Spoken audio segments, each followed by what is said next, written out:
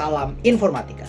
Baik, di sini saya akan menjelaskan terkait konsep manajemen risiko. Jadi video ini sebenarnya berguna untuk ujian akhir semester saya ya, untuk mata kuliah disaster recovery dengan dosen pengampu Bapak Krisna. Oke, mungkin kalau kata orang-orang tak kenal maka tak sayang, maka saya akan perkenalkan diri terlebih dahulu. Kita nein dulu. Nah, kelihatan namanya kan. Perkenalkan, nama saya Afudina Barkah dengan NIM 210100272. Sorry salah. Oke. Itu tadi perkenalan nama dan NIM saya dari Padimakara University, saya lupa menyebutkan instansinya. Oke, kita langsung next. Set. Oke. Di video kali ini kita akan membahas hanya 3 poin utama saja ya. Tapi ya bercabang seperti biasa. Jadi yang pertama itu definisi risiko dan manajemennya. Terus yang kedua prinsip dasar manajemen risiko. Yang ketiga tata kelola risiko TI atau information technology atau singkatan gitu ya. Kita next. Oke, yang pertama kita akan bahas terkait definisi risiko dan manajemennya. Kita next. Apa sih sebenarnya risiko? Jadi risiko itu adalah sebuah kondisi atau kejadian atau bahasa Inggrisnya event ya, yang dapat berdampak positif atau negatif pada hasil atau suatu kegiatan. Bedanya dengan problem itu apa? Jadi kan ada soal bocah tuh antara risiko dan problem ya, mungkin agak kesamaan gitu ya, risiko dan problem gitu. Mereka tuh satu kesatuan. Bedanya apa sih? Jadi kalau misalnya risiko itu adalah potensi atau hal yang belum terjadi ya, untuk timbulnya sebuah kerugian. Mungkin yang bedain gitu ya. Jadi kalau risiko itu kondisi itu kejadian yang berdampak, kalau problem itu potensi kayak sebelumnya gitu. Jadi dampak dan sebelumnya. Lanjut. Jadi apa sih manajemen risiko? Jadi manajemen risiko itu adalah sebuah proses identifikasi, analisa dan antisipasi risiko secara proaktif. Jadi apa sih tujuannya sebenarnya? Tujuannya itu ya memaksimalkan dampak positif sebuah peluang ya, sehingga meminimalkan dampak dari negatif yaitu berupa resiko tadi kayak gitu. Untuk pengertian dari manajemen risiko. Kita next. Kita masuk ke bagian prinsip dasar manajemen risiko. Nah, untuk di sini kita ada 4 poin ya untuk prinsip dasar manajemen risiko. Yang pertama itu adalah bersifat proaktif. Nah, proaktif di sini tuh ada banyak nih untuk penjelasannya, yaitu bersifat proaktif seperti antisipatif bukan reaktif. Jadi dia punya sifat antisipasi gitu ya, atau jaga-jaga gitu ya. Terus selanjutnya ada mengatasi penyebab bukan gejala, sama kayak yang pertama tadi. Terus menyiapkan rencana penanggulangan sebelum kejadian, kayak gitu. Terus menerapkan prosedur penanggulangan yang baku. Yang terakhir tuh menerapkan mekanisme preventif. Apa sih preventif? Preventif tuh mengurangi kemungkinan terjadi atau sejauh kemungkinan. Mungkin seperti itu. Kalau lebih sih proaktif ini adalah ya sifat kita bagaimana sih menanggapi sebuah risiko gitu ya. Kayak tadi kita melakukan perencanaan penanggulangan sebelum terjadi kejadian. Terus selanjutnya adalah bersifat kolektif. Di sini bersifat kolektif yang dimaksud adalah melibatkan setiap pihak yang dengan bidang atau tujuannya masing-masing atau tanggung jawab masing-masing dalam proses sebuah manajemen risiko. Terus bersifat partisipatif, ini yang dimaksud adalah secara terbuka membahas berbagai potensi risiko demi kesuksesan bersama untuk menghindari adanya risiko tersembunyi. Ya intinya di bersifat partisipatif ini adalah pembicaraan terbuka gitu ya, supaya tidak adanya risiko yang ditanggulangi di luar dari kepengetahuan kita gitu. Makanya adanya membahas terkait potensi risiko gitu. Semisal potensi risiko yang awalnya kita kira A, ternyata ada B dan C. Nah, hal-hal kayak gitu tuh yang kita bahas seperti itu. Terus bersifat iteratif. Bersifat iteratif ini yaitu gunanya untuk memfasilitasi proses belajar untuk memahami sebuah risiko dari pengalaman. Kayak gitu. Menjadikannya sih evaluasi ulang risiko sebagai bagian dari siklus kegiatan. Jadi bidang yang terkait itu difasilitasi untuk belajar cara memahami resiko yang kemungkinan terjadi. Itu sih untuk prinsip dasar manajemen resiko. Kita next. Oke, kita masuk ke siklus risiko manajemen. Di sini ada 1, 2, 3, 4, 5, 6. Ada 6 ya. Yang pertama itu identifikasi, yang kedua analisa dan prioritas, yang ketiga ada perencanaan implementasi penanggulangan, yang keempat ada pantau dan laporkan, yang kelima ada kontrol, dan yang terakhir petik pelajaran. Oke, mungkin abis ini kita bahas, kita skip dulu. Setidaknya teman-teman udah tahu siklus risiko manajemen tuh ada 6 gitu. Dan urutannya seperti ini. Next. Yang pertama kita masuk ke identifikasi resiko. Jadi identifikasi resiko itu apa sih? Jadi identifikasi resiko itu merupakan aktivitas kolektif dengan sasaran tercapai kegiatan, kesepakatan tentang daftar risiko yang dihadapi. Jadi apa sih yang mempertimbangkan identifikasi risiko ini? Ada banyak. Ada pengalaman anggota tim, pengetahuan umum tentang kategori dan jenis risiko seperti operasional mungkin, financial, atau karena ini sifatnya teknologi jadi ya di bagian bidang IT gitu kan. Terus kebijakan dan prosedur organisasi tentang manajemen risiko. Yang terakhir mungkin bisa karakteristik kegiatan seperti konteks tujuan, status pelaksanaan, atau historis gitu ya. Terus pernyataan resikonya seperti apa sih? Setiap resiko dalam daftar resiko memiliki risk atau statement yang minimal mendefinisikan, yaitu penyebab, root case, kondisi atau yang tadi, event, akibat langsung, consequences bagi kegiatan, dampak atau downstream effect bagi bisnis. Next. Analisa dan prioritas resiko. Di sini saya punya 3 poin ya sebenarnya. Dari yang pertama itu analisa keterbatasan sumber daya. Jadi karena keterbatasan sumber daya dan risiko harus dianalisa supaya ya memprioritaskan mana yang utama ditanggulangi duluan. Jadi ya kita harus tahu dulu nih kira-kira yang penting banget buat ditanggulangi awal kali jika terjadinya sebuah disaster atau masalah gitu ya. Itu yang bagian mana sih gitu. Terus risiko yang mempunyai itu tipe ya. Risiko yang mempunyai permasalahan yang terbesar menjadi prioritas utama. Sudah pasti ya. Yang ini menyangkut lagi di poin pertama ya. Jadi ya yang kira-kira yang lebih diuntungkan dan terjadinya untuk adanya bencana itu kita analisa gitu. Kira-kira mana sih yang lebih dulu gitu. Terus selanjutnya analisa ini mempertimbangkan. Nah ini. Yang pertama, pengalaman anggota tim, risk statement, pengetahuan tentang risiko, kebijakan dan prosedur manajemen risiko, organisasi dan penilaian pihak manajemen. Kita next.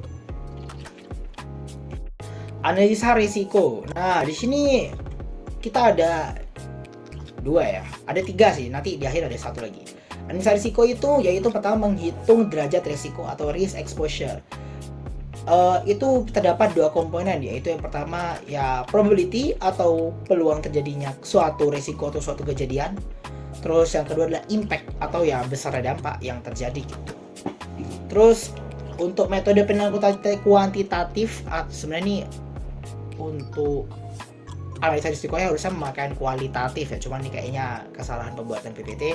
Jadi ini metode penilaian kualitatif itu ada 2 ya.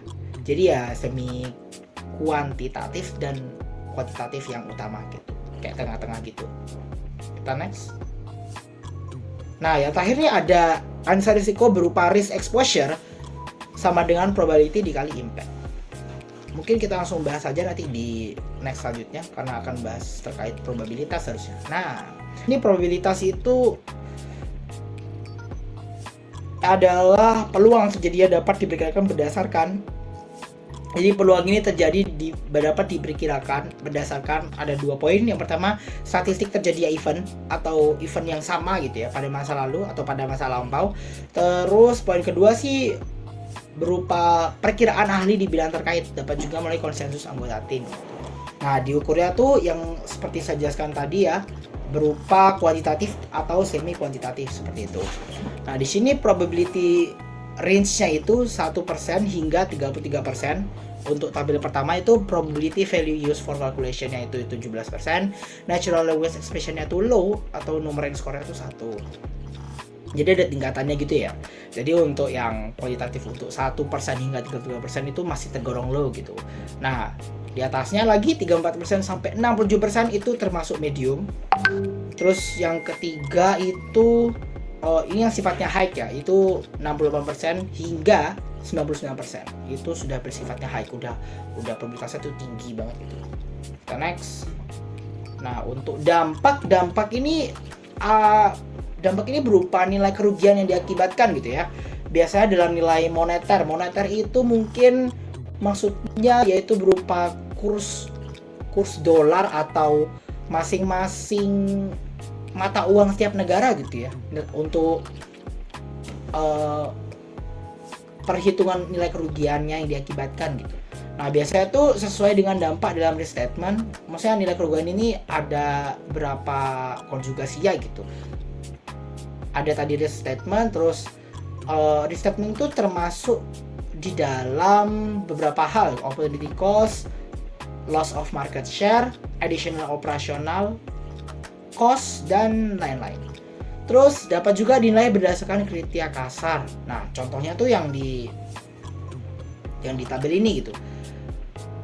Kriteria tuh ada 4 ya. Tadi untuk probabilitasnya kan cuma 3 ya. Di sini ada 4, itu kritikal ya paling ya. Jadi kita coba jelasin satu-satu. Jadi yang pertama tuh low. Jadi kalau di low tuh cost of run-nya atau cost yang berjalan tuh kurang dari 1%. Nah, di schedule-nya tuh 1 week, 1 minggu. Teknikalnya tuh berapa side effect out of run. Jadi ya sedikit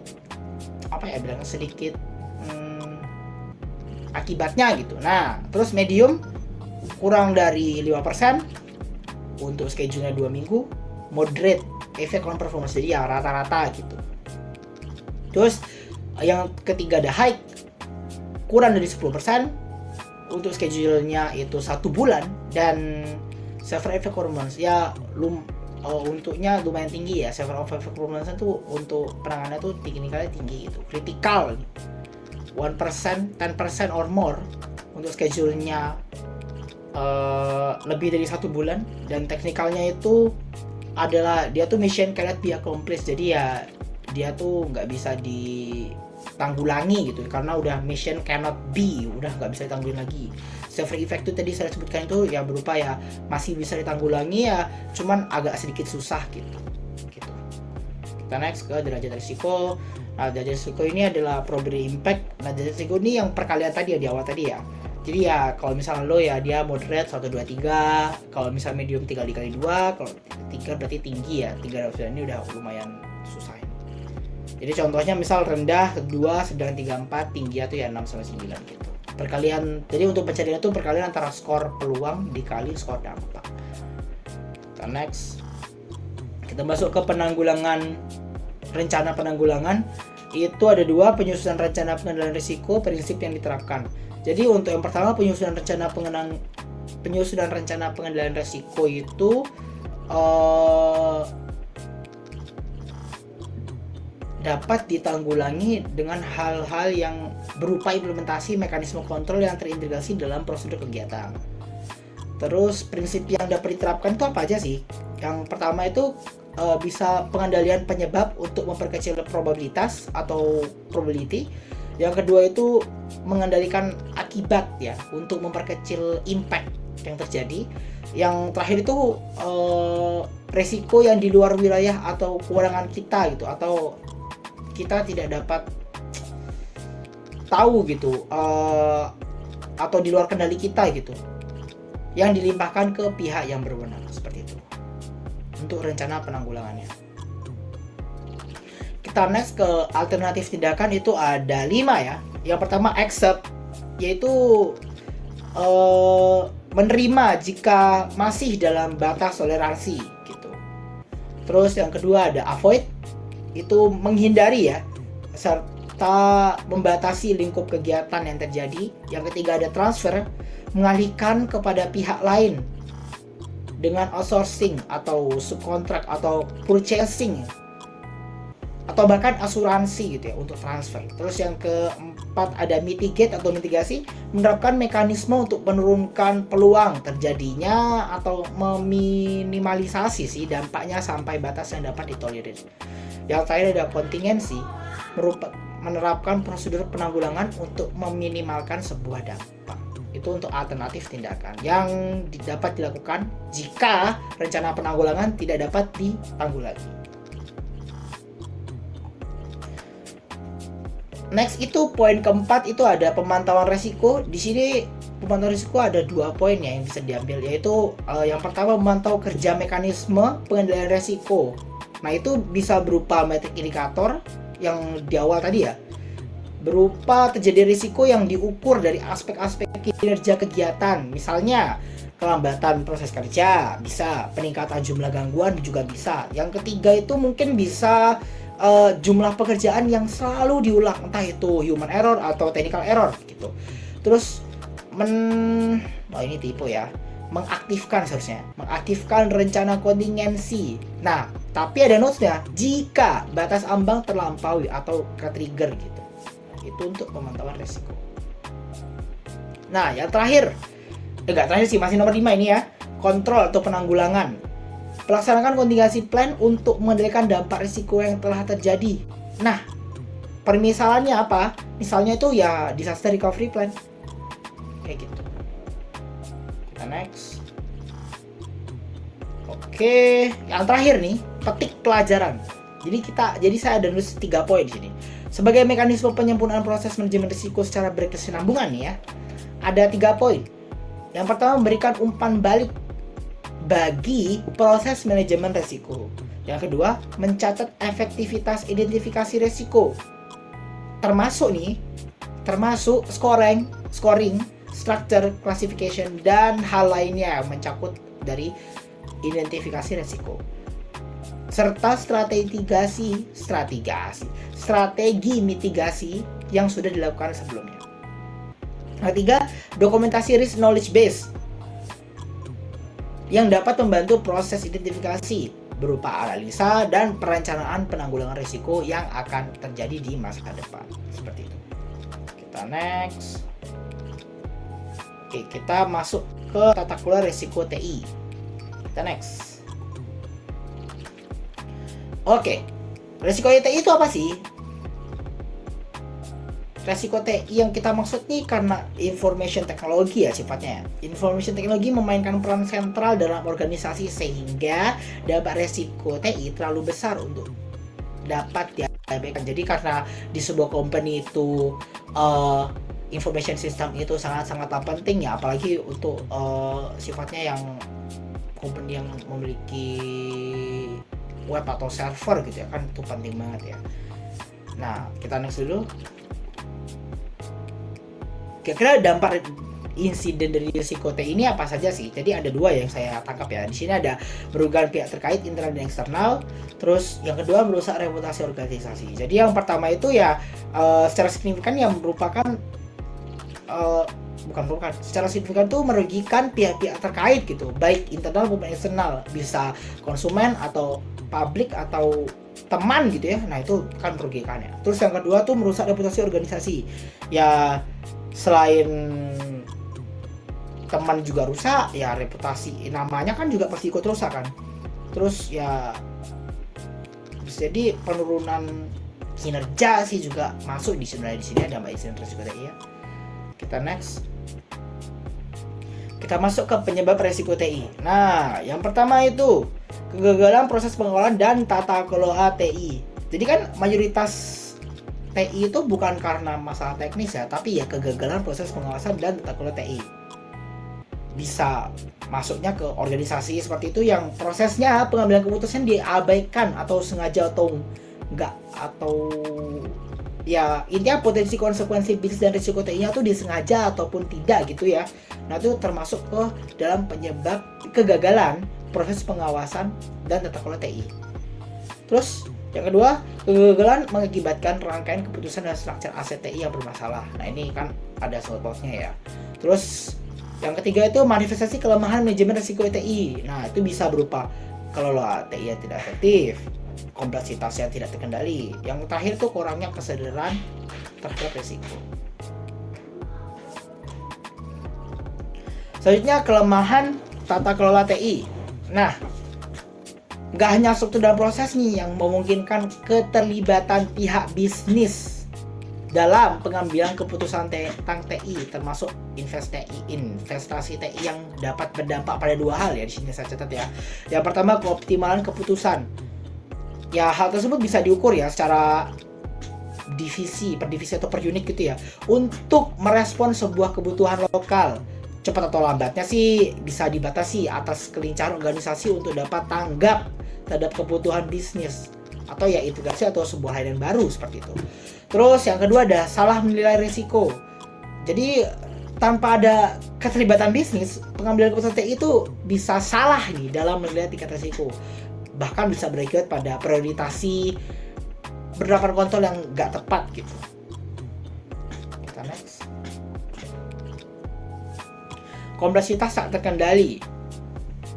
Kompleksitas aset TI yang tinggi meningkatkan kerawanan terhadap resiko. Nah, jadi sebenarnya ini bisa bervariasi sama saling tumpang tindih sih sebenarnya ya. Namun di sini saya mencatat untuk kompleksitas tak terkendali itu bisa berupa rumit dan beratnya beban kerja pengelolaan. Jadi ya karena rumit, jadi ya nggak ada yang bisa ditanggulangi dari risk atau manajemen gitu terjadi ya.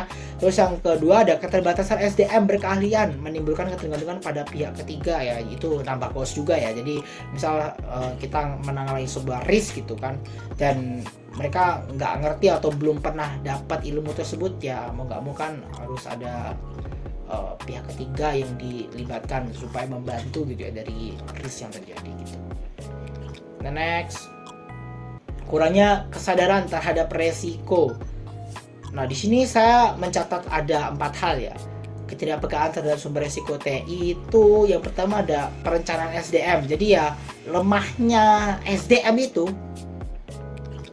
bisa mengakibatkan berupa ya mutasi, PHK, dan ketergantungan pada kontraktor pihak ketiga.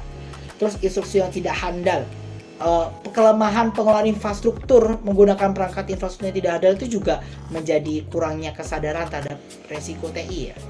Terus yang ketiga, ketidaktahuan dan ketidakpedulian pegawai ya, di sini konteksnya terhadap usaha menghindari risiko keamanan TI.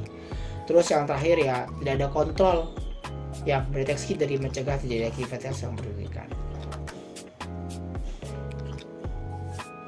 Selanjutnya, menciptakan lingkungan peka resiko. Nah, resiko TI bukan hanya masalah TI yang dikerjakan dengan teknologi dan keahlian pengalaman saja, tapi manajemen resiko TI adalah berupa tanggung jawab bersama dari pimpinan TI atau pimpinan pusat yang menyangkut ya mekanisme dari risiko TI serta perspektif bisnis seperti itu. Yang terakhir nih, poin utama yang terakhir yaitu pengembangan tata kelola risiko TI gitu kan. Sebuah perusahaan yang mapan nih, yang dapat membangun sebuah kemampuan tata kelola risiko TI, biasanya sih menerapkan kerangka kerja yang terpadu ya dalam ya mengelola risiko TI sehingga dapat mengambil keputusan secara rasional. Biasanya sih menimbang untung ruginya tuh dari perspektif bisnis. Ya, atau ya adanya kesamaan persepsi terhadap risiko TI gitu kan. Nah, di sini saya sudah mencatat untuk 3 pilar utama ya supaya menekankan manajemen risiko TI. Yang pertama itu adalah penyediaan hasil TI. Yang kedua, penerapan proses tata kelola risiko. Yang ketiga adalah penciptaannya budaya peka risiko. Ini pilar utama yang harus diterapkan terhadap perusahaan. Seperti itu. Oke, terima kasih saya ucapkan. Untuk teman-teman yang sudah menonton video ini sampai habis, nanti saya akan share untuk PPT-nya. Terima kasih.